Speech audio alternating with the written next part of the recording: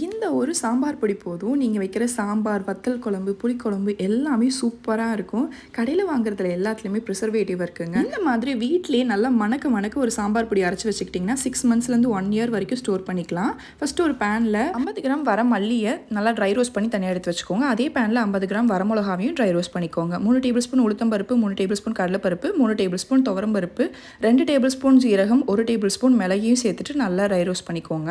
1 teaspoon கடுகு add பண்ணிவிட்டு அது கம்ப்ளீட்டாக பொரிஞ்சு வந்தோடனே தனியாக எடுத்து வச்சுருங்க. 1/2 டீஸ்பூன் அளவுக்கு வெந்தயத்தையும் இந்த மாதிரி நல்லா ட்ரை ரோஸ்ட் பண்ணிக்கோங்க. 2 கொத்து அளவுக்கு கருவேப்பிலையும் நல்லா முருகலாக வறுத்து எடுத்துக்கோங்க. 1/2 டீஸ்பூன் பெருங்காயத்தூள், கொஞ்சமாக கல்லுப்பு சேர்த்துட்டு அதையும் வறுத்துக்கோங்க. உப்பு ஒரு ப்ரிசர்வேட்டிவாக தான் நம்ம ஆட் பண்ணியிருக்கோம். எல்லாமே நல்லா ஆறி வந்ததுக்கப்புறமா 1/2 டீஸ்பூன் மஞ்சத்தூள் சேர்த்துட்டு நல்லா ஃபைன் பவுடராக அரைச்சிக்கோங்க. நீங்கள் பல்காக அரைக்கிறீங்கன்னா மெஷினில் கொடுத்து கூட அரைச்சிக்கலாம். ஒரு பிளேட்டில் ஸ்ப்ரெட் பண்ணி நல்லா ஆறுனதுக்கப்புறமா கிளாஸ் கண்டெய்னரில் போட்டு ஸ்டோர் பண்ணி வச்சுக்கிட்டிங்கன்னா 6 மாதத்துலேருந்து 1 வருஷத்துக்கு சூப்பராக இருக்கும். நான் கொடுத்துருக்க மெஷர்மெண்ட்டுக்கு 1/4 கிலோ பொடி கிடைக்கும். ட்ரை பண்ணி பாருங்கள்.